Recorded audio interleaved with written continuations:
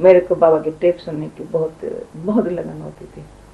तो क्या होता था, मैं अहमदाबाद में 6 महीना पर रही थी। जब फिर मैं समझती मुरली भरे मैं पढ़ती भी थी, मैं रूबरू सुनूं क्या करता था, फिर ठगी करता था।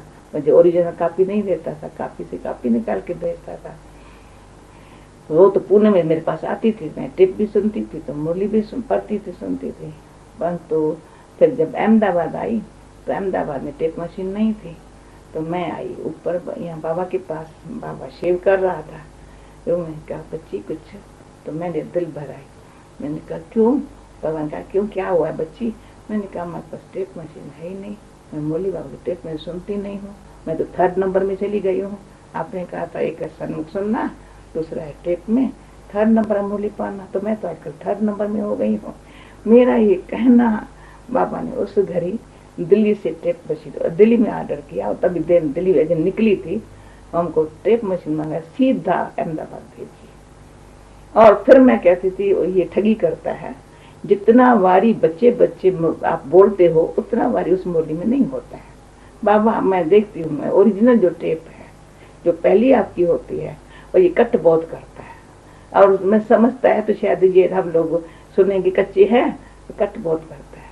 तो चंद्रास को बोला बच्चे इसको कट करके मुरली नहीं भेजो, जो टेप है ओरिजिनल भेजो। तो ये है हमारा बाप और बच्चों का प्यार, और बाबा ने ऐसे चलाया है, इसलिए मुरली से बहुत प्यार है।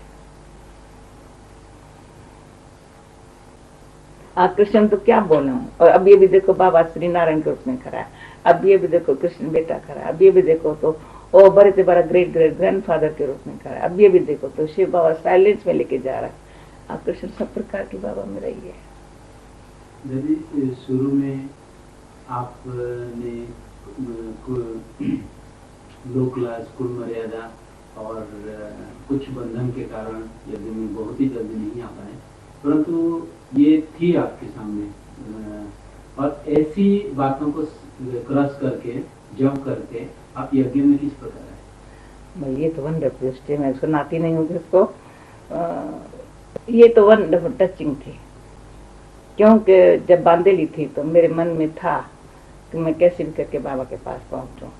तो एक बार पता नहीं क्यों ख्याल आया कि मैं थोड़ा पाठ चेंज करूं। बहुत लगन में रहने के कारण तो बंधन ज्यादा हुआ था। गीता पढ़ने नहीं देते थे, वो कहते गीता पढ़ती हो या दादा लिखराज को याद करती हो। तो पढ़ते पढ़ते गीता यही रखी, मैं ध्यान में चली जाती थी, बाबा सामने खड़ा रहता था, वो समझ जाते थे। और मैं खाना खुद, घर में नौकर बैठे है और बैठे है तो मैं खाना खुद बनाती थी। रात को मैं कहती थी बाहर बैठ करके पढ़ाई पचर करे इधर करे, तो खाना बनाती थी। जब मैं खाना बनाने बैठती दोनों को लगता था ये पर इज्जत जाती है, तो घर में क्यों खाना ये बनावे। और वो सब हमको बहुत मदद करने के लिए, सोना सब तेरे लिए है, हम कहते मुझे सोना मोना नहीं चाहिए। वो कहते थे तो तुम इधर उधर चलो, नाटक सिनेमा। मैं कभी कहाँ नहीं गई, मैंने कहा जब सत्संग बंद है तो मैं कहाँ नहीं जाती हूँ। तो फिर इसमें थोड़ा नाराजगी ज्यादा थी। तो एक बार मुझे ख्याल आया तो मैं पार्ट चेंज कर लेती हूँ, थोड़ा पता नहीं ये टचिंग आई, पार्ट चेंज करती हूँ। तो उसमें फिर मैंने घर में रूप ऐसे रखा, तो मैं जब मंडली में जा नहीं सकती हूँ, ज्ञान उठा नहीं सकती हूँ, तो मुझे ऐसे चलना है जैसे कि मैं तो हूँ ना यहाँ की। आप लोगों का मेरे में विश्वास क्यों नहीं है, विश्वास क्यों नहीं कर रहा? अब मेरे में विश्वास रखो तो मैं बदल सकती हूँ, शायद मैं समझती हूँ। आखिर भक्ति तो मेरे पास है, भगवान तो मेरे साथ है, मैं क्यों जाऊँ? क्यों उन दिनों में सब जाते थे भाग, तो फिर उनको लगता है ये भी भाग जाएंगी। मैंने कहा मैं कभी नहीं भागेंगी, तुम लोगों को पता है, तुम मुझे लोकल आज बहुत है, मैं उसी घर की नहीं हूँ जैसे औरों के घर की हो, मैं नहीं भागेंगी। तो मैंने पक्का कर लिया था मैं नहीं भागेंगी। तो उसमें तो उन्होंने समझा, उनका विश्वास हो गया, तो ये नहीं भागेंगी। पर मैंने सिर्फ कहा, डॉक्टर ने भी उनको कहा इनको खुशी की जरूरत है, इनको एक बार कराची लेके जाओ। तो मुझे आपिया करके कहा तो तुम कराची चलेंगी? तो मैंने कहा अगर आप लोग खुशी से लेके चलो तो पर उनको पक्का हो गया मेरे से 2-3 महीने में, तो ये भागेंगी नहीं। जो पहले उनको डर था ये भी एक दिन भागेंगी जैसे और भागी है। तो मैं जब कराची में एक दिन गई तो उस घड़ी भी टचिंग, तो लौकिक जो था, तो उसके लिए मैंने बाप को कहा इसको तुमने कुछ अपना फीलिंग नहीं दी है ससुरेपन की, इसको तुम घर घुमाने फिराने लेके जाओ। और मैं तो बीमार हूँ, कहाँ घूमेंगी फिरेंगी नहीं, तो मैंने अपना कह दिया मैं बीमार हूँ, तो थी भी। फिर वो चला गया सारा दिन अपने उसको जमाई को लेकर के, सारा घुमाया फिराया, और मैं चली गई बाबा के पास। तो सुबह से लेकर आखिर तक तो सारे जब कुंज भवन तब भी असल कुंज भवन कराची का बना था और शिफ्ट हुए थे, और बाबा कीर्तन पर रहता था।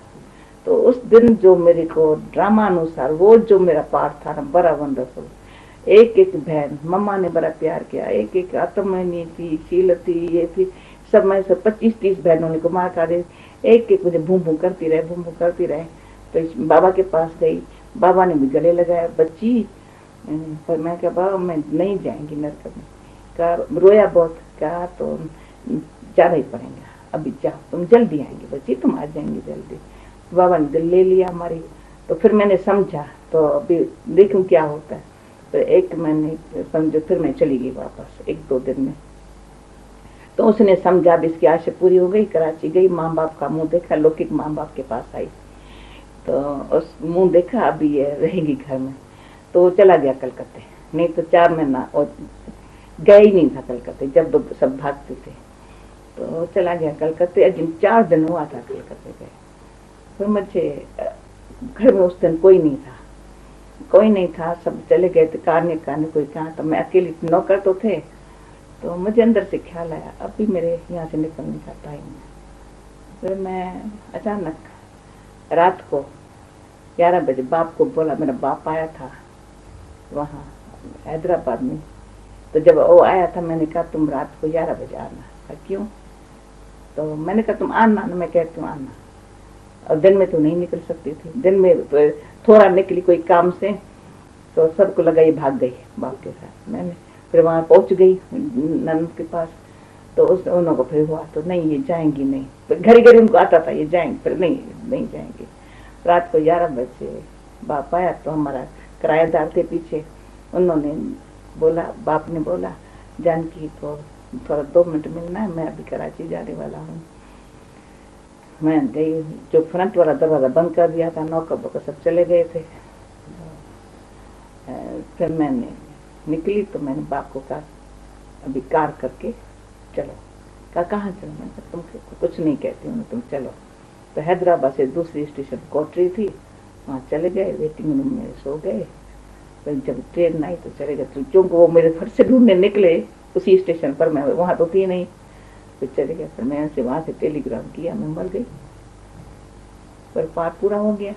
उसके बाद भी टेस्ट बहुत आए, मैंने कहा समझो मेरा पार पूरा हुआ। वो दिन था, वो घड़ी थी जो बाबा ने पूरे खींच लिया। जब बाबा के पास आ गई तो फिर बाबा ने रहने नहीं दिया, कहा लौकिक के पास रहो। मैंने कहा मैं बाबा इसके लिए नहीं आई हूँ, तो लौकिक का भी मोह था, वो पता नहीं वहाँ कैसे रह सकेंगे, इसको नाजुक पली हुई थी। परंतु मैंने कहा मैं इसमें भी बाबा ने टेस्ट ली, परंतु फिर भी मैं सारा दिन रात जो घर में लौकिक में भी थोड़ा समय रही, वहां से जाती थी, पापड़ काटा लेके आती थी, सारा टाइम वहाँ काम करती थी, सिलाई का लेके आती थी और घर में बैठ के करती थी। पर बुद्धि योग मेरा होता था, पढ़ाई में बहुत शौक। शाम को जो वहाँ माताएं बहनें कोई आती थी तो हम जाती थी, तो शाम को उनको फिर सब जो आनंदित थी और कहते बाबा ये तो क्लास भी करा सकती है, हम लोग वहाँ कुंज भवन से जाते हैं। और उनका हाँ बच्ची अच्छी है, करा देवे क्लास। तब से लेकर के बाबा ने क्लास कराने का एक गिफ्ट दी है। फिर बाबा ने कहा, तो एक बार बाबा की मूल्य सुनने गई, तो बाबा ने कहा यहाँ, बाबा तभी खटिया होती थी, बाबा खटिया पर बैठता था, कहा यहाँ बैठो, जो बाबा ने सुनाया सुनाएंगी। मैंने कहा ना तो नहीं करना है, तो मैंने कहा, तो मैंने शुरू किया, बाबा ने मूल्य करानी शुरू कर दी।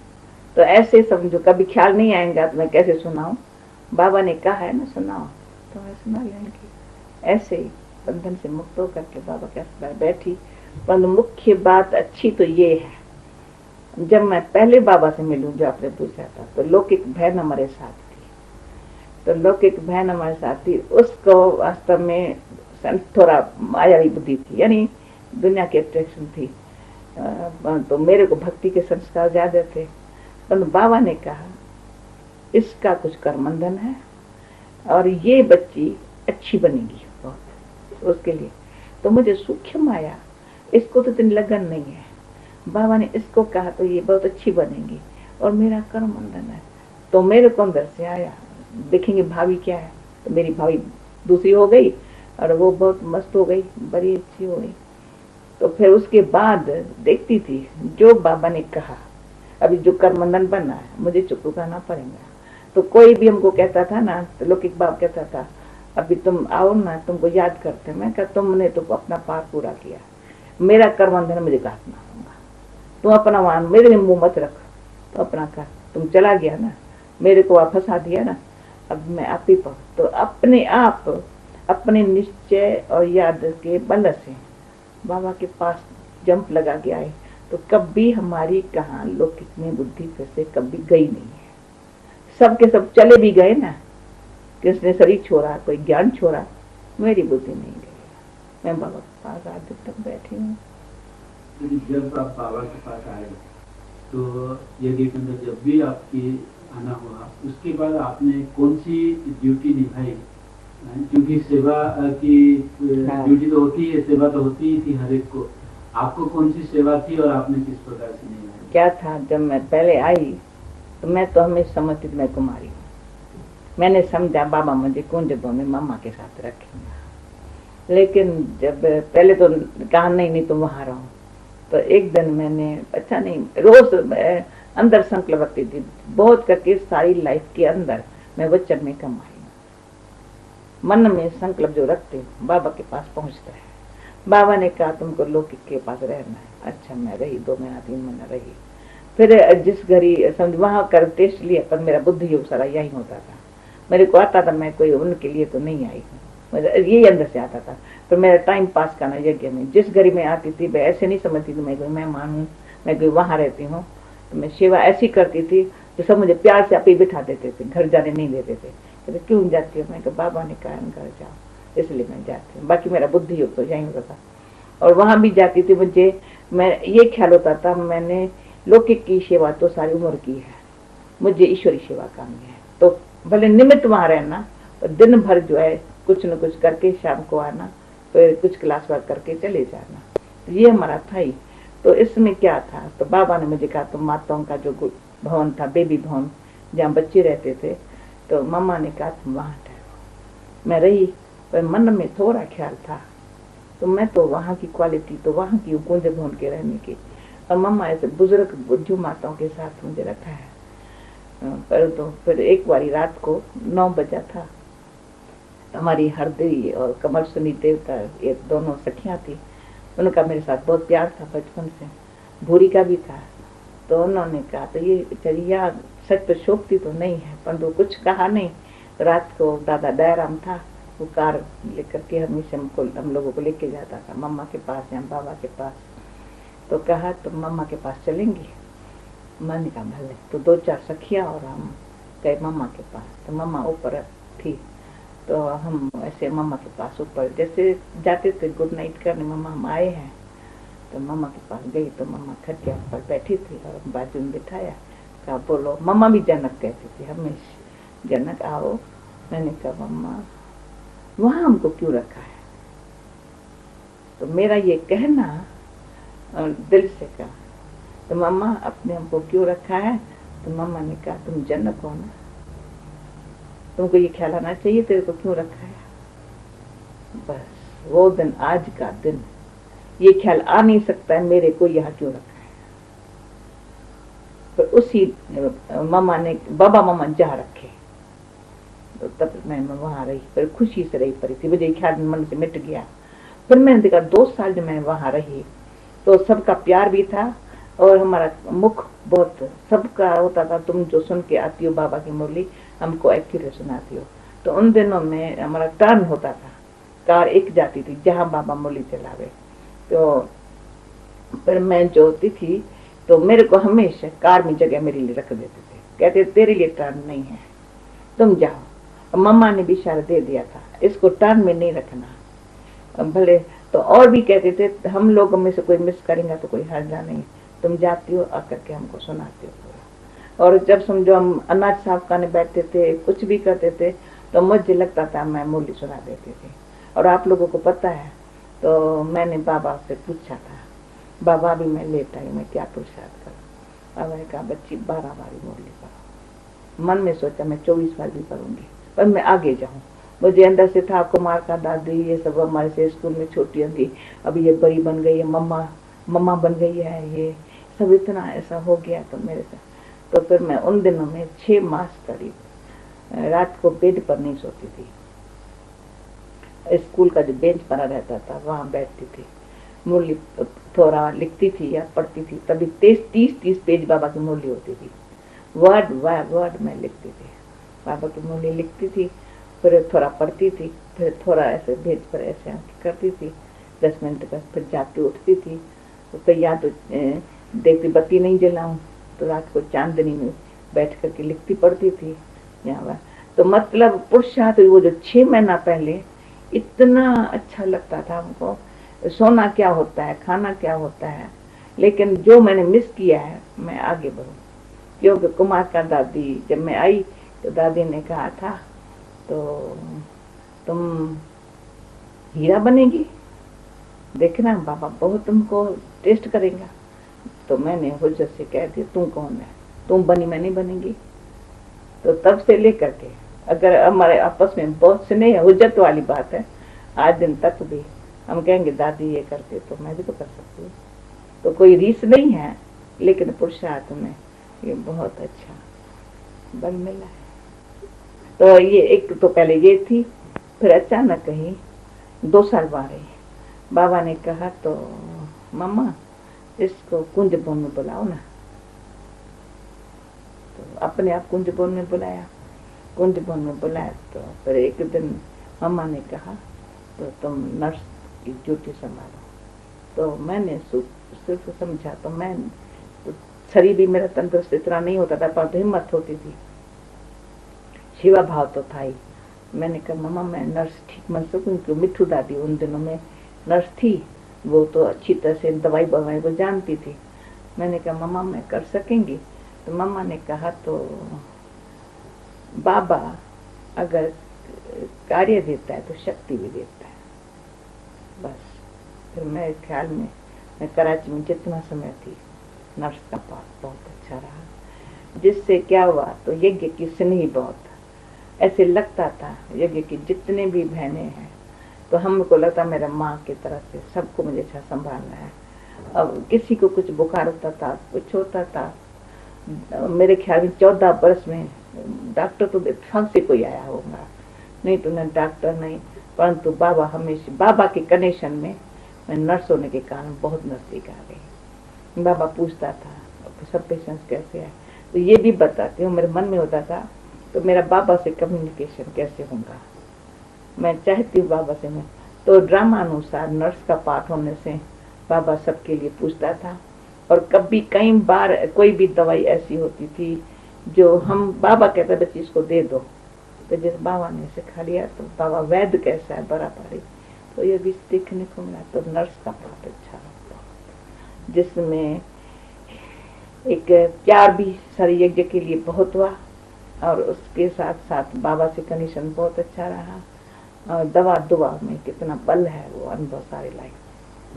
दादी जी, बाबा के संग बीते कुछ ऐसे प्रसंग सामने हमारे रखिए जिससे एक आज के दिन में जो एक कहानी का रूप ले लिया हो, यानी कि एक प्रत्यक्ष उदाहरण का रूप ले लिया हो, ऐसी कुछ बात बाबा के साथ बीती हो कोई घटना, जो कैसे परिस्थिति में कैसे क्या हुआ हो कुछ। ये तो कई बातें, जब कराची में तो आप लोगों को पता कलम लगा हुआ था, तो स्टोरीज बहुत है। तो बाबा उन दिनों में भी हमारे लिए कितना हमारा ध्यान रखता रहा। जो बाबा मम्मा को मोली वो टेलीफोन पर सुनाता था, मम्मा हम लोगों को सुनाती थी, और बाबा की अडोल अचल स्थिति का अनुभव बहुत हमको हुआ है। कराची में हुआ तो यहाँ ब्रिज कोठी का पाठ ऐसा वंडरफुल था, हम देखती थी, जो नर्स भी थी ना, यहाँ भी ब्रिज कोठी में भी नर्स होकर के रही थी। तो बाबा चाहता था इन बच्चों को मैं कुछ दूं, खुराक पिलाऊं, दवाई दिलाऊं कहीं में, परंतु बेगरी पाठ होने के कारण नहीं। फिर बाबा ने एक बार कहा, बच्ची अच्छा तुम तो समझती हो ना, बाप कोई भी बच्चे जो निश्चय बुद्धि वाले हैं उनको बाबा सूक्ष्म वतन में भी खिला सकता है। किसका एक बहन थी जो समझाता उसका ऑपरेशन कराना पड़ेगा। तो बाबा ने कहा अच्छा वो उसको था ही नहीं, तो मैं कोई बॉम्बे में जाऊं ऑपरेशन कराऊं ये कराऊं। तो बाबा ने कहा अच्छा इसको आज हमारे पास लेके आना। तो बाबा ने उसको दृष्टि दिया, बड़े प्यार से दृष्टि सुला दिया। उसने वतन में देखा बाबा ने कैसा बैठ करके, उसका सारे फिक्र बहुत खराब थे, कैसे बाबा ने बैठ करके उसको सारा अंदर ही अंदर क्योर कर दिया।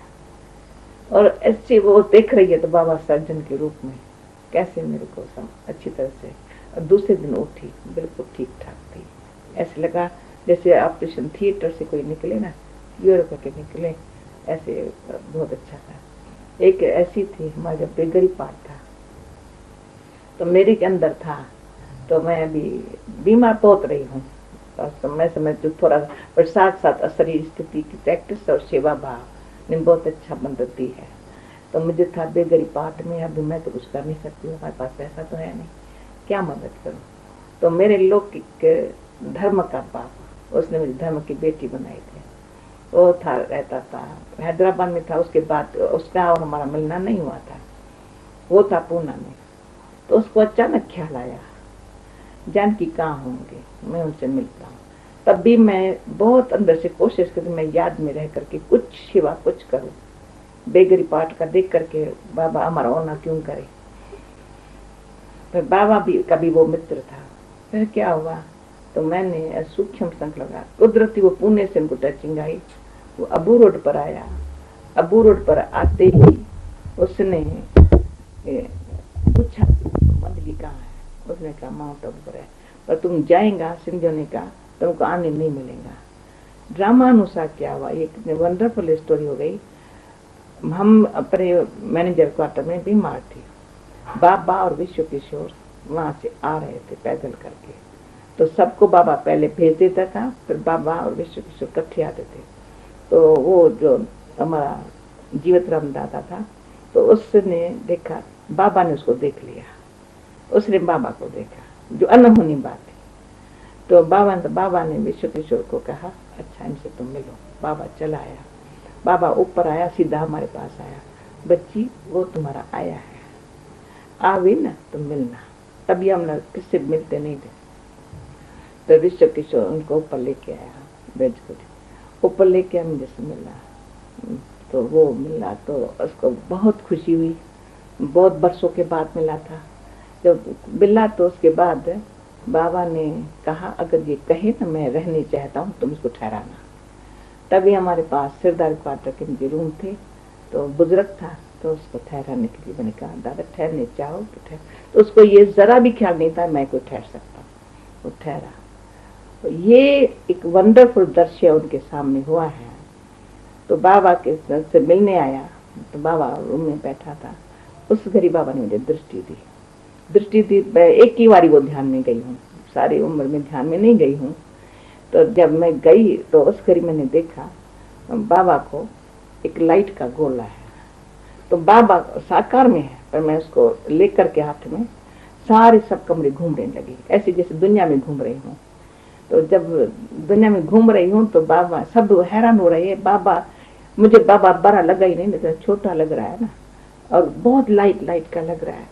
घूम रही हूँ, घूमने के बाद फिर बाबा ने कहा तो वो दृश्य 8 दिन तक भी दुनिया में कहाँ पर भी जाएंगे, मुझे वो दृश्य आते। मैं बाबा को ऐसे वो जो लाइट का गोला दिखा था ना, तो वो मुझे अभी भी सामने आता है। मैं बाबा को दिखाने के लिए, दुनिया को दिखाने के लिए मैं जाती हूँ। तो फिर क्या हुआ, तो वो जब देखा ना ये इतने नशे में इतना इसको खुशी है, तो वो बाबा कहे ओ प्रभु जी, ओ प्रभु जी, ओ भगत था ही। तो बाबा को प्रभु जी कह करके बाबा से मिला। परंतु फिर क्या हुआ, ये अचानक आया था ऊपर, उसको उम्मीद नहीं थी तो मैं कोई ऐसे होऊंगा। फिर जब जा रहा था तो उसके 13 रुपया सिर्फ उसके हाथ में था। तो कहा मेरे पास और तो कुछ है नहीं, मैं क्या करूं, ये 13 रुपया है। उन दिनों 13 रुपया बड़ी बात थी, और 13 रुपया भी उस गरीब भंडारी में जरूरत थी। तो 13 रुपया वो दे दिया। फिर नीचे गया तो उसके नीचे कोई शेर थे, तो आनंद किशोर को फोन किया। आनंद किशोर जानता था, इसको नीचे अबू रोड पर मेरे पास भेजो। तो हम लोगों ने कहा शायद नीचे बीमार हो गया है, कुछ हो गया है। तो बाबा ने कहा आनंद किशोर जाओ। तो आनंद किशोर नीचे गया, तो वो जो नीचे उनका कुछ था यज्ञ सेवा के लिए भेजा। जब वो भेजा तो उन दिनों में उसके वो जो बीज पर आना, तो बाबा ने कहा बच्ची, जब भक्तों पर भीड़ पड़ती है तो भगवान रक्षा करता है, जब भगवान पर भीड़ पड़ी है तो भक्त ने रक्षा की है। वो थी सुंदर सीन। फिर उसके बाद जब पहाड़ों पर बाबा हम लोगों को जो तपस्या कराने लेके जाते थे, तो एक बार ये हमारी पहाड़ी आदि लकड़ी की वहाँ उस तरफ थी, ऊंची पहाड़ी पर नहीं जाती थी। तो वहाँ रात को शाम के समय बाबा दृष्टि दे रहा है। जब आप दृष्टि दे रहा है तो मैं उड़ गई थोड़ा नशे। तो उड़ गई तो बाबा ने कहा, तो कहाँ गई? मैंने तो कुछ जवाब ही नहीं दिया। कहा बच्ची, जो भगत ने समय पर मदद की है उनको कभी भीड़ पड़ेंगी, तुम्हारी ड्यूटी है उनको तेरा साक्षात्कार होगा। क्यों? वो तुम्हारे तरफ से, तुम्हारी तरफ रग है, तुम निमित्त बनी हो। तो तब से लेकर हमको ये बुद्धि में है, जिसके निमित्त बनती हूँ उसका समय पर कोई भी उनको तकलीफ आवे तो बाबा उनकी रक्षा करे। ये है सुंदर दृश्य। ऐसे तो बहुत दृश्य है। ओम मंडल की शुरुआत तो कराची में हुई, हैदराबाद, उसके बाद कराची में हुई। तो कराची से माउंट आबू आने का क्या कारण बना, और क्यों आए, कैसे आए, क्या हुआ, कैसे पहुंचे यहाँ? ये तो आप लोगों को पता है, 3 साल पहले हम वहीं पाकिस्तान के बाद वहीं थे। जो आज भी बाहर वालों को ये स्टोरी सुनाते वो भी अचक खाते हैं, कैसे तुम 3 साल पार्टीशन के बाद वहाँ थे। वो तो मुसलमान लोगों का हमारे साथ बहुत प्रेम था, अच्छे समझते थे, खुदा की बंदगी करते हैं। तो बाहर में क्या भी होता था, अंदर हमको कोई तकलीफ नहीं देते थे। और बाबा ने हमको ये कहा था कि बच्चे तुम योग युक्त रहो, अगर तुम योग युक्त नहीं होंगे तो तुमको कोई मुसलमान लेके चले जाएंगे तो बाबा बंधमान नहीं है। उन दिनों में कईयों को थोड़ा डर लगता था, पाकिस्तान हम कैसे रहेंगे या मुसलमानों को देश में, तो कोई तो चले भी गए, लेकिन हम निश्चय बुद्धि वाले तो गए भी नहीं असल में।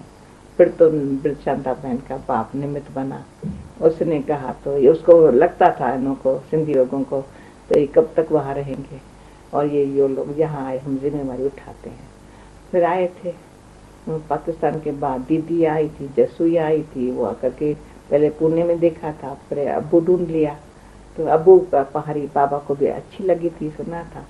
तो हम पहले इस कारण से, और खास था अंदर ड्रामा की ऐसी नूंद थी। शिवा तो फिर भी यहीं भारत में करनी थी ना, और 3 साल वहां रहे, ये भी तो बहुत है कि हमारी हिस्ट्री के अंदर वंडरफुल बात हो गया है। बाहर में देखो क्या लगा पड़ा है, कितनी डर, कितना लोगों में भय, और हम लोग अंदर बैठे हैं जो तपस्या कर रहे हैं। वो हमारा वहां रहना भी 3 साल पार्टीशन के बाद भी, ये भी एक निश्चय की कमाल थी। और आए हैं तो ऐसे आराम से आए हैं। और लोग कैसे वहां से निकले हैं, हम लोगों उन्होंने आराम से भेजा, और हम स्टीमर में चढ़ करके बाबा के गुण गाते आए हैं। भले यहाँ आने के बाद बेगरी पाठ रहा, परंतु फिर भी हम लोगों को तपस्या का जो वहाँ कराची का जो तपस्या का बल, तो यहाँ ब्रज कोठी में जो तपस्या का बल हुआ है, उसकी बड़ी मदद हुई है। आजकल जो दादी कहती 14 वर्ष की तपस्या, तो हमने देखा 14 वर्ष की तपस्या ने हमको यहाँ कराची से यहाँ लाया। फिर यहाँ जो हमने ब्रज कोठी की तपस्या की है, वो वंडरफुल तपस्या, वो उसकी एक एक घड़ी ये की हम याद करते हो ना, तो बाबा अशरीरी बनने का जो हमको अभ्यास कराया है, उस घड़ी भले पाठ बेगरी था, लेकिन देश से न्यारे होकर के एक बाबा से मुझे एक पहाड़ी पर याद है, बच्चे तुम ऊपर से नीचे जाने का अभ्यास करें, मेहनत लगती है, तुम ऐसे महसूस करो मैं बाबा के साथ नीचे आ रही हूँ। वो मुझे सदा में भी तपस्या में याद है, मैं बाबा के साथ। तुम बच्चे जब बाप पर तके होता है, तुम बच्चे पर तके होते, तो हमको वो ड्रिल करने में बाबा ने जो ड्रिल कराई, तो बाबा के साथ तुम नीचे आते हो। तो ये कराची में भी तपस्या हुई, और तपस्या के बल ने हमको यहाँ ऐसे आराम से लाया। और फिर ब्रज कोठी की तपस्या ने सेवा का अर्थ निमित्त बनाया। मुझे आपने बार बार बेगरी पाठ के बारे में बताया, ये बेगरी पाठ है क्या और कब आया, कैसे हुआ? बेगरी पाठ, बेगरी माना क्या समझो, हम उसका ये ऐसा टेस्ट थी जो ये जब हम कराची से आए, मेरे ख्याल में कौन सा सन कहते हैं, 51 में जो आया ना, 3-4 साल तो बहुत चला कराची के पार। क्या चला, कैसे चला, और उसमें किस प्रकार की विघ्न आई और आपने किस प्रकार से सामना किया, बाबा ने किस प्रकार से, और उसे सुन लिया होगा ना, और कहानी पूरी नहीं सुनिए। मैं ये सारी जो हिस्ट्री ओरिजिनल जो दादी अच्छी सुनाएंगे, फिर भी आप इसमें हम तो ब्रज कोठी में क्या था, जो हमारे पास चीजें सब थी। पहले जो बिरशांता के बाप ने जो उसने कहा था, हम यहाँ संभाल करेंगे, सारी यज्ञ की संभाल करेंगे। हम कराची में तो सब समेट के आ गए, और इतना ही था जो बाबा ने वहाँ समर्पण किया है, जो सबने किया वो खाया बाबा ने हम बच्चों को। अच्छा, पर यहाँ आने के बाद तो उन्होंने जो प्रतिज्ञा की थी हम करेंगे, नहीं किया, क्यों उनके मन में था। तो बाबा के पास ये जो सब चले गए हैं, बाबा का हम संभालेंगे, लेकिन ये सब अपने लौकिक के पास चले जाए। उन लोगों के मन में ये बात थी, तो ये लौकिक के पास चले जाएंगे तो फिर तो यज्ञ तो बाबा का, वो तो थोड़ा बहुत बाबा के लिए तो सबको प्यार था ही, इनको संभालना कोई बड़ी बात तो नहीं है। तो उन्होंने मन में ये रखा। और हम तो कहेंगे ड्रामानुसार, ये भी एक हम लोगों की बेगरी पाठ का बहुत हमको निश्चय में, हर एक को पांडवों की प्रीत क्या होती है, पांडवों की आगे परीक्षाएं क्या आती है, उसने बहुत हमको अच्छी तरह से ये निश्चय का बल बढ़ाया। अच्छा था तो ये यज्ञ में खाने के लिए नहीं, लेकिन बाबा कभी दिखाता नहीं था, हमारे पास खाने के लिए भी नहीं है। कई चीजें भी, बस भी बेची, कुछ अपनी कारें भी बेची, वो जो हम लेके आए थे। परंतु बाबा सच पूछो ना, हम लोगों को कोई भी पता नहीं चलता था, क्यों विश्व किशोर भाव तो बाबा का कन्वर्जीव था। वो हम बहनों के साथ इतना प्यार था, इतना प्यार था, कैसे भी करके जब यहाँ ठंडी बहुत अबू में थी, कैसे हमारे लिए ब्लैंकेट लेके आता था जा करके बॉम्बे से, कैसे गर्म कपड़ा ले आकर के हम बहनों के लिए फ्रॉक, हमारे जैकेट हम कैसे हम पहने, वो सिलाई करा कर देता था, कैसे करता था विश्व किशोर के भाव। तो मैं कहती हूँ तो जैसे कि ऐसी एक तो दिल यज्ञ के लिए, परंतु टचिंग उसको इतनी आती थी, बात ना सोचो।